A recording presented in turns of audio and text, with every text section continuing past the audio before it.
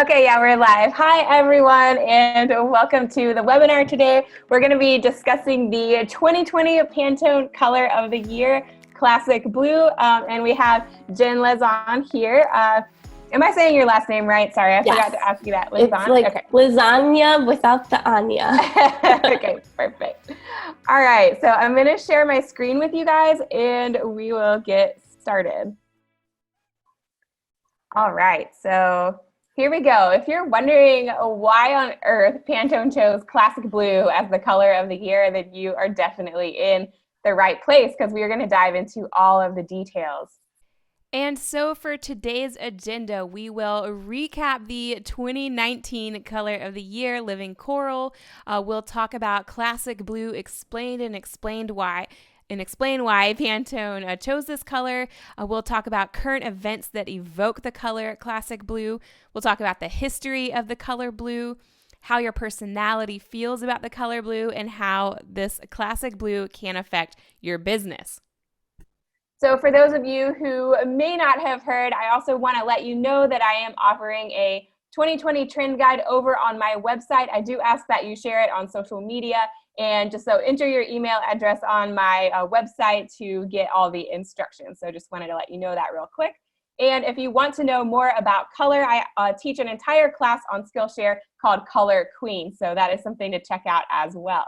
For those of you who don't know me, my name is Lauren. I have sold, or my designs have sold in places like Anthropologie, so I'm super excited about that. And I'm super excited today to introduce Jen of Bella Sophia Creative. And Jen, would you like to kind of introduce yourself to everybody? Sure. I'm hoping my dog doesn't bark again. I'm trying to keep it mute. Okay. we barely notice it. It's fine. My name is Jen Lesley, and pardon my scratchy voice. I've been struggle busting with a really bad cold for the last week and a half. I run an indie studio based out of the Midwest, right outside of Chicago, called Bella Sophia Creative. I've been freelancing for the last 10 years, and I've also been a professor in higher education teaching at multiple universities, community colleges, mostly in art and fashion departments and marketing departments for the last 9 years. And you can find me at bellasophiacreative.com. Awesome. We're so excited to have you here today, Jen. Oh, okay. So here are her links. Sorry, I should have skipped to that page. But yeah, you can see her links and also her YouTube channel called The Freelance Life. So you guys should definitely check out her YouTube channel as well. Thank you. All right, Jen, I'll let you take it off from here and dive into a little bit of the history. Sure. So I really like understanding the background of things. So when Lauren had reached out to me to talk more about this, and when we went through some of the templates and stuff that she's gone through in the past, I absolutely was excited because I love this kind of stuff. So this kind of showcases some of the prior colors of the year. They've been doing this for quite a while, and Pantone has been around since 1999. Last year was Living Coral, and this year, as you guys all know, 2020 color of the year is Classic Blue. So I kind of want to showcase what kind of led into this, and it's interesting to see how Pantone has come full circle with what they're doing with this year, because back in 1999, when they did their color of the year was cerulean blue, and so for over 20 years, these colors have basically influenced product development, purchasing decisions in all kinds of industries, including fashion, home furnishings, and industrial design, as well as things in product packaging and even graphic design. And so when we look at what sorry, that was my little one. When we look at what's going on in terms of today in 2020, and we look at and compare 1999, like I said earlier, they launched cerulean blue as the color of the year. And that was kind of like the zeitgeist and the focus on kind of like the idea of calming. And because when we think about 1999, what was the big thing going on? What was coming up? The year 2000, right? Right. And yes, and Y2K was something that was on people's minds, and they were kind of, stressing about that. And when we look at where they're pulling this inspiration, it's inspired by the world around them, whether it be visual arts, music, entertainment, and things like socioeconomics and politics, right? And while we want to think like, oh, why do we want to get involved in economics and politics for creatives? When we look at the world around us, companies like Pantone are literally following the trends and tracking data. And while we may not necessarily realize it, much of what is happening in the world, including things like politics and economics, actually impacts the direction that we see things like retail and fashion going in. So going back to 1999, cerulean blue, it's like they've come full circle. So the idea that this classic blue is their color of the year is much richer when you consider the history of the color of the year franchise, which began in, like I said, 1999, and with that focus on cerulean blue. So they're going back to that idea of calming, trying to look at what's moving forward.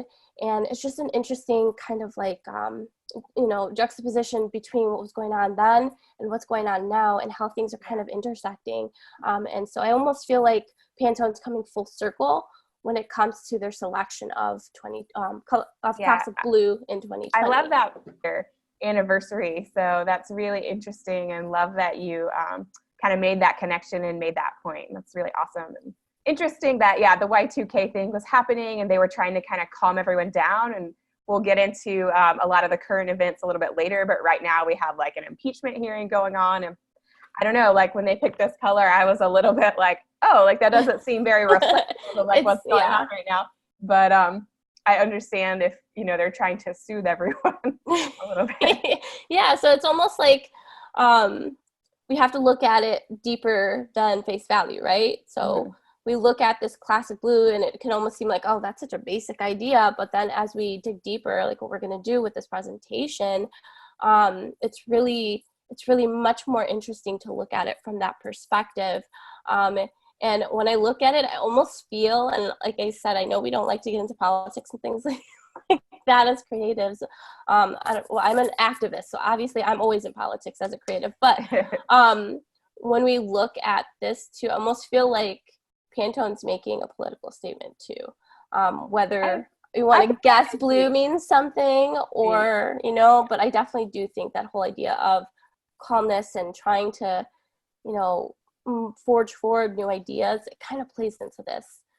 Yeah, I totally agree. And I do think that you can't really ignore politics when you're doing research that is supposed to reflect like everything that's going on globally. And of course it is the fashion, the trends, the street trends, all of that stuff, but it's also like the current events and what's going on politically for sure. Okay. So before we dive into classic blue, I kind of wanted to give you guys a recap from what Lauren had did last year with showcasing Living Coral.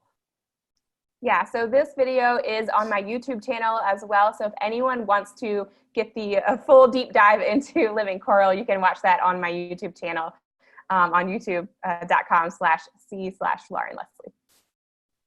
So when we look at Living Coral, it's kind of this idea that it was embracing us with this warmth and nourishment, and they were really looking to kind of, again, provide comfort and buoyancy in this shifting environment. It was a reaction kind of like to the onslaught of digital technology and social media, and how that was increasingly kind of like pushing itself into our everyday life. And the idea behind the concept was to really look for something that was authentic and look for immersive experiences that kind of enable that idea of connection and intimacy. So when we look at Living Coral, it was comforting and it was energizing at the same time, right? When we look at that brightness, we look at that color, it was meant to serve in, again, a time of global uncertainty. And I almost feel, though, that this classic blue now is in many ways very much a product of that same core observation. The world around us influences the visual vibes that we see and feel. I almost feel like this is a nod to that and carrying that idea over into 2020. Yeah, it's interesting that they both kind of represent the sky, because coral with sunsets and things like that. And then, of course, the blue kind of being representative of the sky as well. And I definitely saw coral as like a very happy color. So yeah, yep. And so I just wanted to give this little slide real quick of Laurie Pressman, who's the VP of the Pantone Color Institute. I've seen her speak at Atlanta Market a few different times and kind of give a presentation on the Pantone Color of the Year. And she definitely inspired me to kind of do my own version of a presentation on the Pantone Color of the Year as well. I always felt like it was extremely insightful and informative. So yeah, okay. So how did everyone come up with, or how did Pantone come up with their color research? So no crystal balls are in use. They collect color information, like we said, from street trends, fashion, retail, runway trends, social media. What are average consumers doing on social media, and travel? They definitely do their research very thoroughly. And Pantone researches also cultural shifts, political dynamics, and takes historical events into account. So let's dive into Classic Blue Explained. So Pantone talks about Classic Blue as instilling calm, confidence, and connection. That this enduring blue hue highlights our desire for a dependable and stable foundation on which to build as we cross the threshold into a new era. I don't know, I'm a 90s girl and I think about the 80s being a decade and the 90s being a decade, but the 2010s, I'm like, oh, it is over. I didn't realize this decade was really coming to a close, or I guess I just didn't really think about it. But 1999, whoever was born there, they're turning 20. Isn't that trippy? That is so crazy. Yes, exactly. So it is a timeless and enduring blue hue. It is elegant in its simplicity. It's suggestive of the dusk sky color, which we said. It's kind of cool that coral sort of also represented sky as well. It's reassuring and thought-provoking, and it's a very academic color. You definitely see this in a lot of school logos. It could even be considered a corporate color, I think. So it's kind of a grown-up color. But the Classic Blue represents our desire for a dependable and stable foundation. It's a very restful color. It's very soothing, and it brings a sense of peace and tranquility to the human spirit. So Classic Blue also offers a sense of a refuge or safety. It aids concentration and deeper thought, and it brings laser-like clarity and focus, and kind of also helps us recenter our thoughts. So I was looking at some different inspirations for this color, and I definitely have been seeing a lot of blue in fashion, although I think the dress on the right is a little bit punched up, a little bit of a brighter color than the Classic Blue. But what we'll see is all kinds of variations of this color throughout the year as it makes sense for certain industries. So it's also a reflective blue tone. Classic Blue fosters resilience. And I was going to ask you, Jen, if you agree with this. I definitely see it as a classic safe color for sure. And I don't disagree that it's what we need right now in the world. But like I said, it didn't really seem like it was accurately representing what's happening in the world in terms of the kind of chaos that we're living in, whether it's gun violence or this impeachment trial going on, or I don't know, just the sense of urgency around climate change, things like that. So I definitely think we need this color. It's helpful, but I don't know that do you feel like it reflects the times that we're living in right now? I don't know if it necessarily reflects it, but I think it's a nod towards some of the things in some of the directions that we need to be heading in.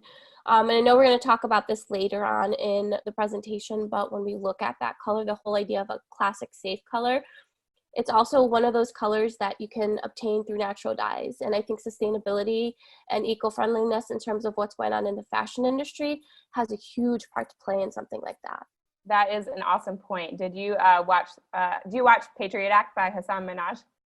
I have not. Okay, he's a comedian and he's really funny, but he talks about some of these issues, and he did a whole episode on fast fashion, which was really insightful. So I love the idea that sustainable fashion will be hopefully becoming a bigger market in the next few years. Yes, I'm definitely going to have to check it out. There's also another really great documentary called, it's about fast fashion. It's, what can I think about it? I've shown it to my students and fashion courses before. When I remember it, I'll share it with Facebook group. But it basically looks at fast fashion and what's it's called True Cost, the True Cost of Fashion. Okay. Wow. Which is a fantastic one, and it really explores and does a deep dive into what the true cost of our fast fashion world is. And it's a lot scarier, and a lot of people, I think we choose not to necessarily look at it because we don't want to know, but it's really important to know. And I definitely think that, like I said earlier, that blue color, that it's easy to get with eco-friendly dyes. You can use plant-based dyes. You can also, if you don't want to keep purchasing new clothes, I feel like that classic color is going to not go out of fashion so quickly. So I think it kind of nods to that. Yeah, I love that point as well. So this is kind of how I see classic blue being used across a few different industries. I definitely think home decor is going to love, love, love this color just because it's very livable. And like you said, it's not going to go out of fashion. It is a very classic color, and I love seeing it in easy wear as well. I mean, you know, if you have a sweatshirt, you generally tend to keep it for a very long time. So again, like what you said, it's a very classic color and won't go out of style. So Pantone says that we are living in a time that requires trust and faith. It is this kind of constancy and confidence that is expressed by classic blue. It's just really a solid and dependable blue hue that we can always rely on. So how does classic blue influence home decor specifically? I come from the world of rugs. For anyone who doesn't know me, I was a textile designer for 7 years and designed rugs and pillows. So we can dive into the home decor section for a little bit. This is kind of how I would have traditionally imagined the classic blue being used in the home. I definitely see it as the perfect traditional or safe color for homes. It also works really well in coastal homes and in styles that kind of embody a nautical theme. So any kind of beach homes or lake houses, this is like the perfect look. But I love how it can also exhibit a more global vibe, so that if that's not quite your style, this color can also manifest in a lot of different ways and techniques, such as the Japanese shibori, block printing, or resist printing. So here are just a few more images that kind of give this global vibe. So if you're not a super traditional person, this classic blue can definitely be used in other ways. It can also play really nicely with chinoiserie or japonesme looks in home decor, all very classic looks, but again, you can kind of branch out away from the nautical or traditional themes as well. And here's another chinoiserie rug that I absolutely love. We also could see this color being used in exteriors, and it may include large areas of painted brick like we're seeing on the left and bring some vibrancy, but also sort of bringing this feeling of calm to the outside of buildings and walls, especially when during a time when people may be somewhat afraid to be in public spaces. So the hand-painted indigo trend has been popular for a while now, so it's likely that we'll continue to see this trend explode even further. And it's also no surprise that dishware will capitalize on the classic blue color as well. And it's just an extremely commercial color, especially in all aspects of home decor. And we'll no doubt see some designers play with this color in ways that are a little bit more fun. They may punch up the vibrancy or play with, use it and play with some teals or maybe a yellow and kind of bring in some fun color palettes to play with it. But we'll definitely also see ways being used in ways that are extremely traditional and kind of quote unquote recession proof.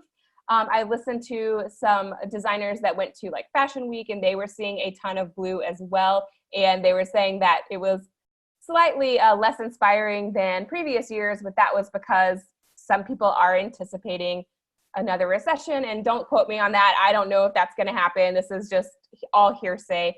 But I think the fashion industry is maybe expecting a decline in purchasing power. I don't really know. They could have totally different reasons for that. But I have heard that, you know, some classic looks tend to come up when they are anticipating something that is less or more recession proof, I guess. Okay, so let's dive into social media. So normally popular colors embody kind of bright and bold liveliness that is very relevant and effective within social media realms. A lot of times on social media, you want to grab attention. And we also have definitely heard the term of, you know, is this color or is this place Instagrammable? And so if you think that the classic blue color is Instagrammable, then leave me a comment below or leave me your favorite emoji in the comments. But yeah, what do you think about this, Jen? Do you see the color as being Instagrammable?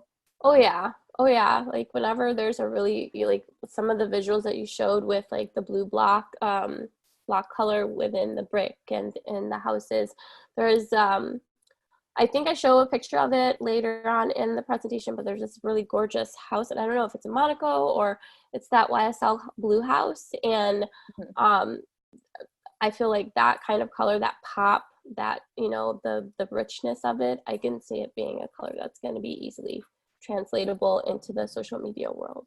Yeah, definitely. Okay, so I'll let you take it over from here with the current events. Okay, so like we said earlier, within this type of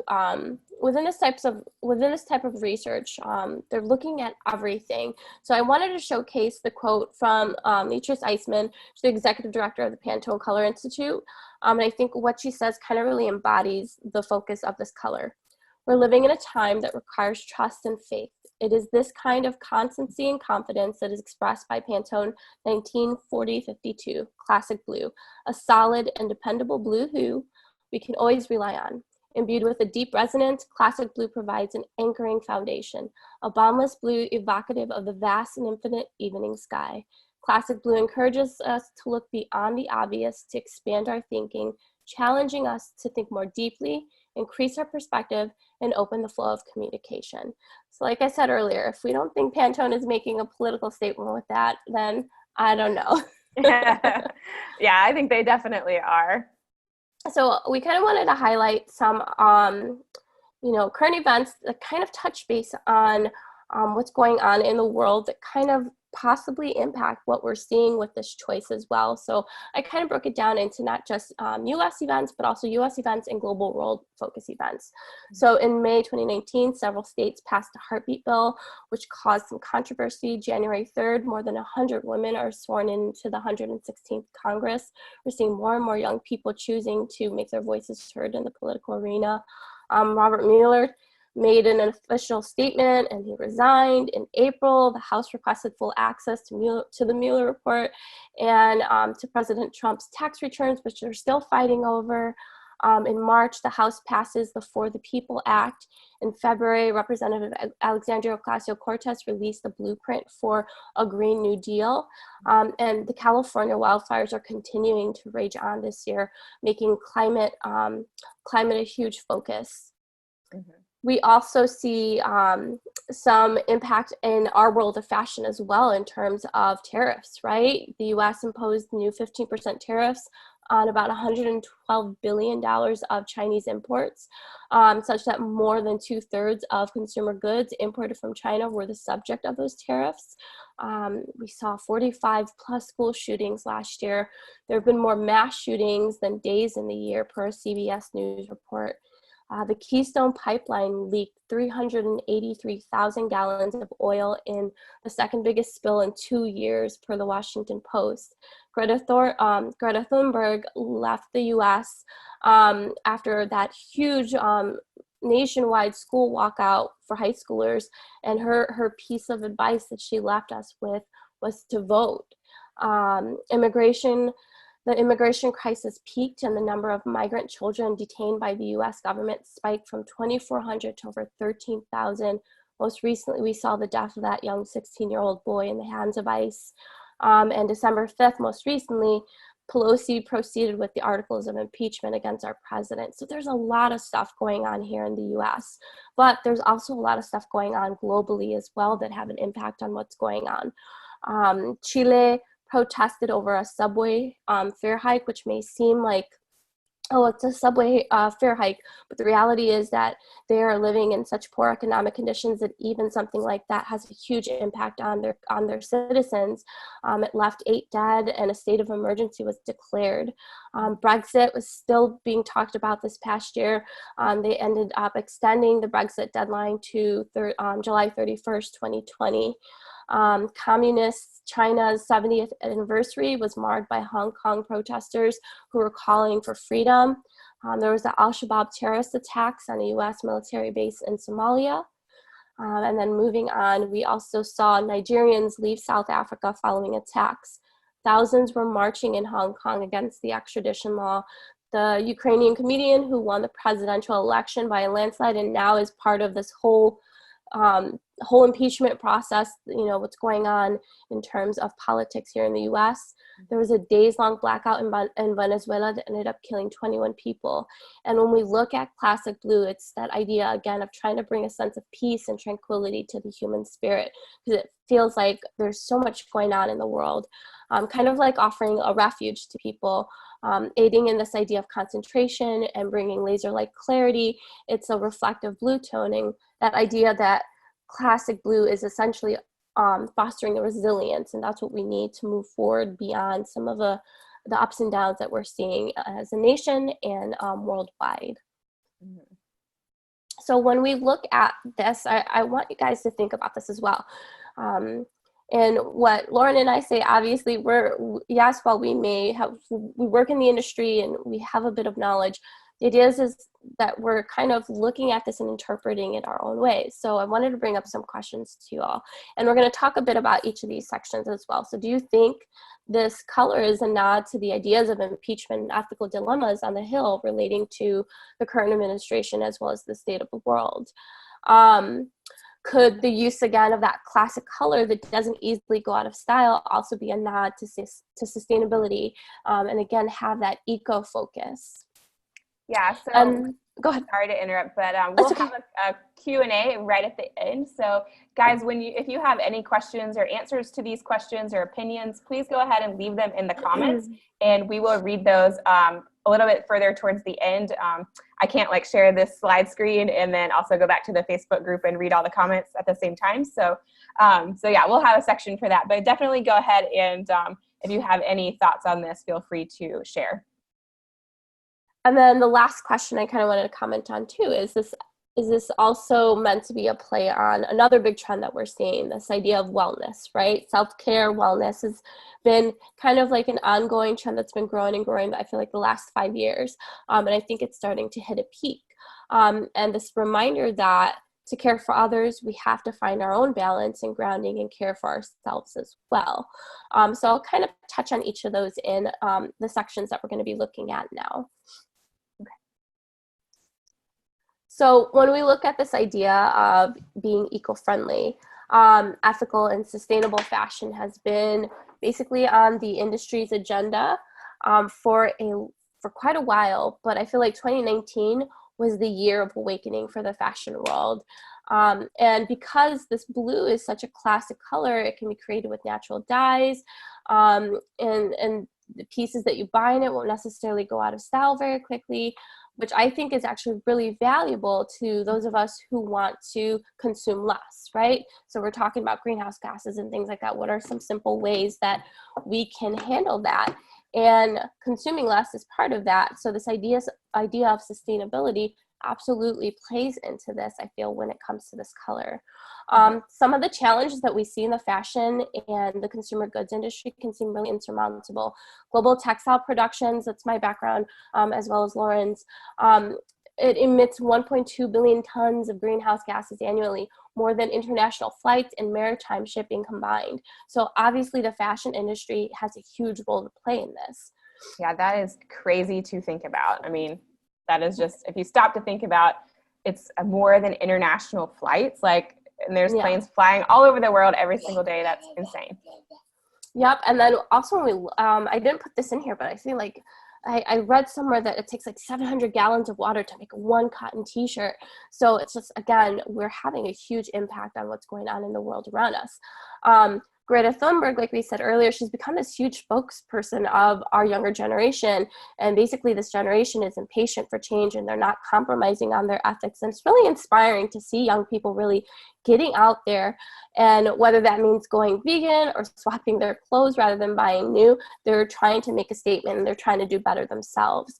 And while this whole process is happening, I'm really excited and happy to see brands are actually taking action and doing positive things. Stella McCartney was launching the UN Sustainable Fashion Industry Charter for Climate, and they got a bunch of people to sign on to this. And to mark Earth Day, the Fashion Revolution, which is a nonprofit focused on ensuring that brands are starting to focus on being sustainable in the fashion industry. They announced that it too is declaring a climate emergency, and they signed the charter in 2019. So other signatories included Burberry, Gap, H&M, Keurig, Levi's, Inditex, all of them who have pledged to a series of industry-wide commitments, changes that they're going to make as companies, and that included a target of 30% greenhouse gas emission reductions by 2030, so in the next 10 years. Okay, that's really cool. And what do you think about recycling things like polyester as well? I mean, it can be recycled, but is that going to be a thing, do you think? I think that is something that we're looking at. How can we create, not just like, instead of doing things the old school way, what are new ways, what are new innovations? Whether it's like, for example, I was reading about designers and chemists in Mexico who developed a leather, like a vegan leather, out of cactus. And I saw something that had to do with like creating vegan leather out of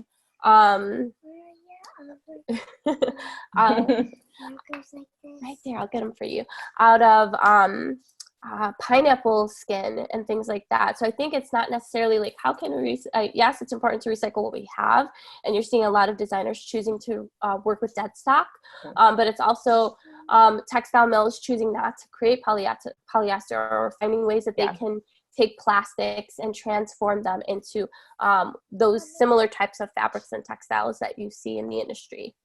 Right.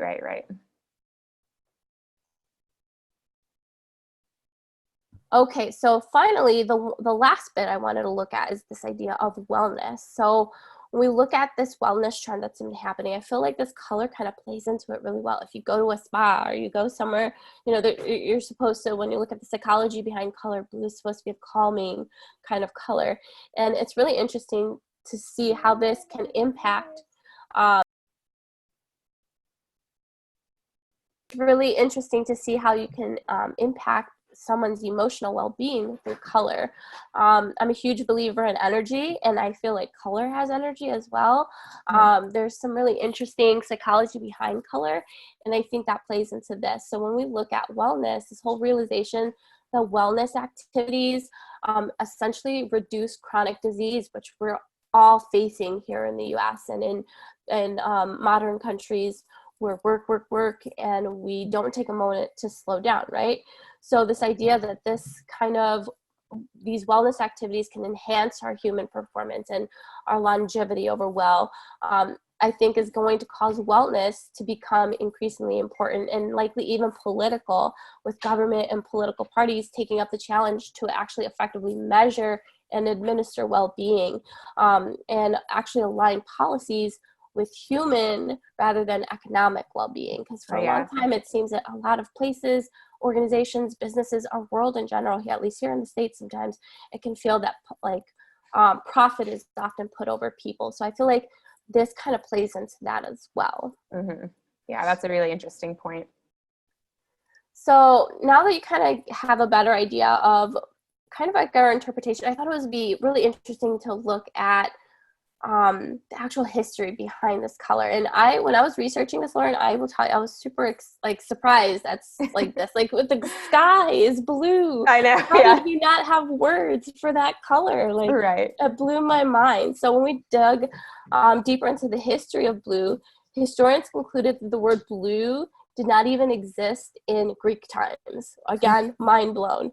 And even as the English language developed, blue took a very distinct backseat to other colors. The first color words to appear in English and most other languages, really for that matter, were words for like white and black. Then you see red, the color of wine, and blood appeared. Then that was followed by yellow and then green. And essentially blue appeared last. And this blue house here is that house I was talking about, in pink and purple, as my youngest one just asked. That blue house is one of the, I think it's in Morocco, or I can't remember exactly. It looks tropical, yeah. Yes, and it's that YSL house. So see, that's very Instagrammable. Yeah, definitely. Scientists generally agreed that humans began to see blue as a color when they started making blue pigments. Cave paintings from 20,000 years ago lack any blue color, but about 6,000 years ago, humans began to develop blue colorants. And this was happening actually in Egypt, Um, uh, and in the Middle East too, because they were mining lapis, a semi-precious stone from Afghanistan, and it became very highly prized among Egyptians, and they adored that bright blue color.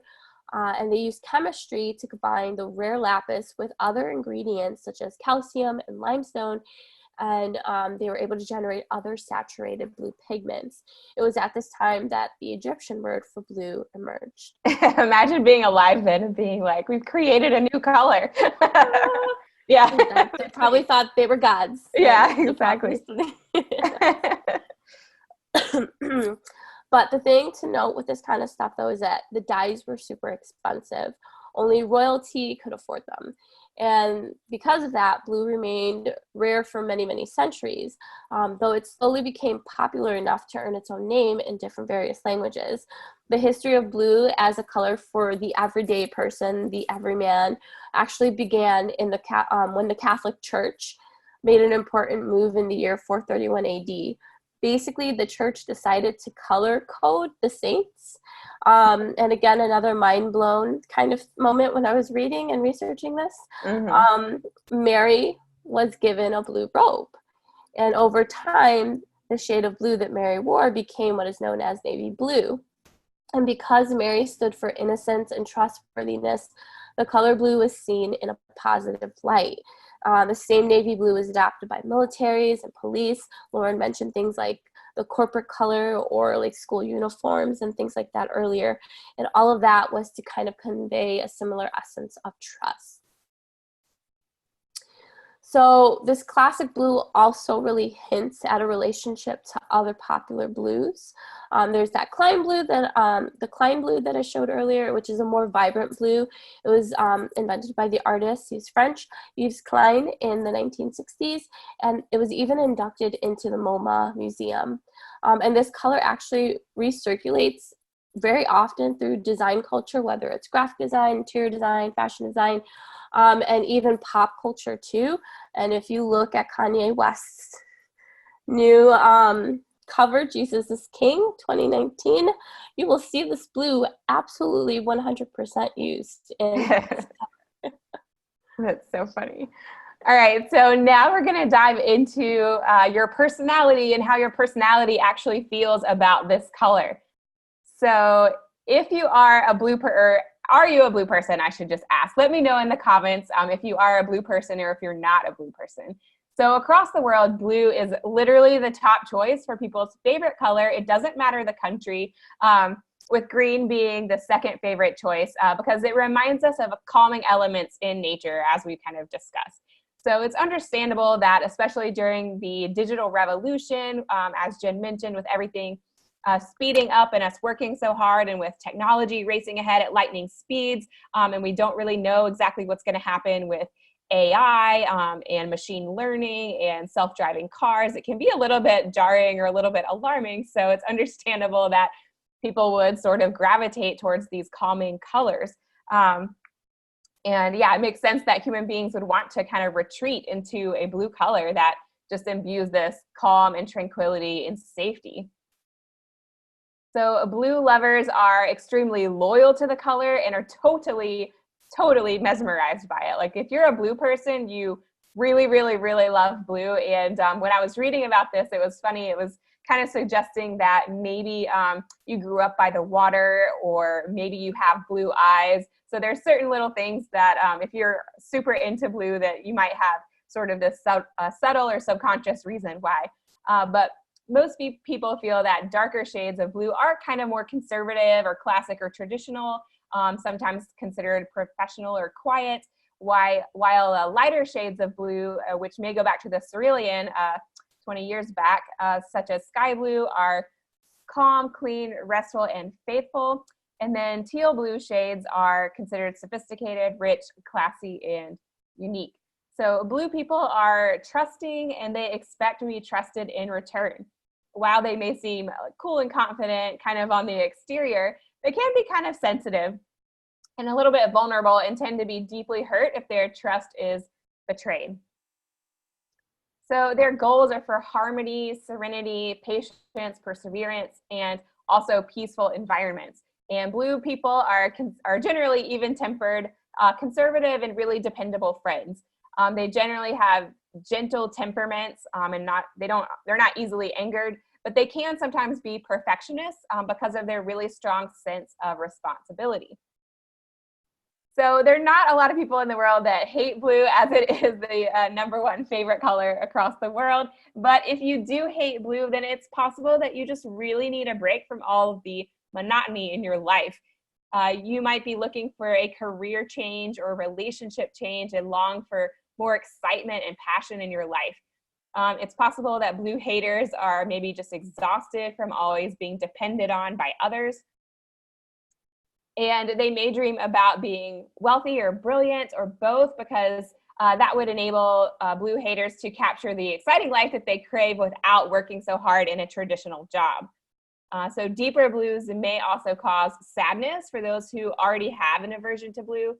So if someone is already kind of low energy, then the calming sensation of blue may make them feel somewhat depressed or melancholic, or just maybe simply more tired. So you may be wondering, okay, well, how would this affect my business? So one way you can incorporate the Pantone color of the year is to just see if you can work it into your existing assortment or product offering. So, the classic blue, like we said, it's going to be very easy to work into something like home decor or even fashion. We see here on the left, we see some beauty trends that may end up kind of popping up that vibrancy, whether it's in fashion or makeup or even shoes. But you can also see if you can use it kind of like as a small detail or a pop color, or not really a pop color, but if you can use it in a small detail if this isn't really like the main color that you want to exhibit for your customers. But the exact shade can be kind of flexible. And if you want maybe a brighter version of this color, then you can definitely punch it up like we're seeing on the left here. So this can also be a great color for marketing and advertisements when you punch it up a bit. Like we mentioned, this is quite a corporate color. And sorry, guys, I think I forgot to fix this text over on the left here. It says it's still from the Living Coral color. But it is definitely very easy to incorporate into your social media strategy or your marketing strategy, like Jen talked about. We might see it kind of punch up a little bit for social media or for advertising into some brighter shades that you're going to see over on the right here. You might even see some kind of metallic or shininess happening with this color. But we'll see it happen like across all different industries where it's going to be played with. We're going to see different shades come about. We're going to see it be punched up, or it'll stay kind of this sort of more adult or sophisticated color, just depending on the industry. So you can definitely develop this color and develop into the overall meaning of tranquility and calmness, and trying to bring that sense of peace to your customers and your industry, and just bringing that sense of kind of environmental consciousness into your business messaging as well. Okay, guys, so it's time for the Q&A. If anyone has a comment or question, I'm going to head over to the Facebook group and see if anyone has anything. Elizabeth Hart says it's one of my favorite colors. She's currently reading The Secret Lives of Color. Oh, that's really interesting. That's a really good book. I think I don't know if I have that one, but I do have something similar that kind of talks about color theory in terms of psychology. And yeah, I think that's the cool thing with color, like how it impacts us, how we view it, how it can make someone feel, and how different it could be across different people.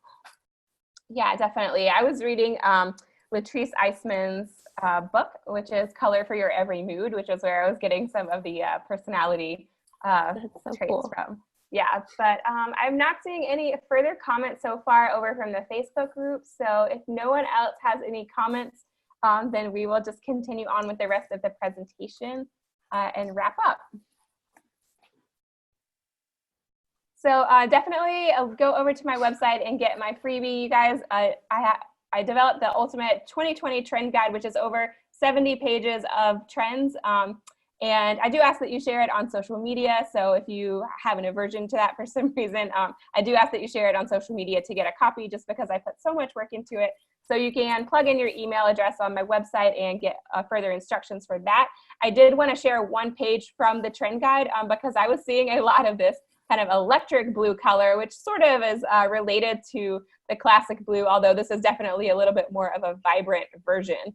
But it's totally worth the share. It's such a valuable tool. You did a really good job with it, Lauren. Oh, thank you, Jen. I really appreciate that. But yeah, so you can go over to the website. It's laurianlesley.com. The URL is down at the bottom there, and you can just type in your name and email there, and you'll get further instructions. And I'll personally reply to you and give you a copy of the trend guide. And like I mentioned, if you are on Skillshare, you can learn a lot more about color in my class, Color Queen, so definitely check that out as well. And if you are watching on YouTube, you can join the Design Tribe Facebook group. This is where we do a lot of live streaming, so yeah, definitely join the Facebook group to be a part of our live calls. And if you would rather listen on iTunes or Spotify, you can check out the Design Tribe podcast. We repurpose a lot of our content for audio as well. And if you are watching on YouTube, you can definitely hit the bell and subscribe. Jen, can you tell everyone what your YouTube channel is one more time? The Freelance Life. Yep. So if you search up The Freelance Life, it's youtube.com/c/The Freelance Life. Perfect. All right, and you guys can follow me on Instagram at Lauren Lesley Studio, and Jen is at Bello Sophia Creative. Thank you guys so much for watching. We really appreciate you. Let us know what you think in the comments, and we will reply to you. Thank you. Yeah, anything else you want to say, Jen?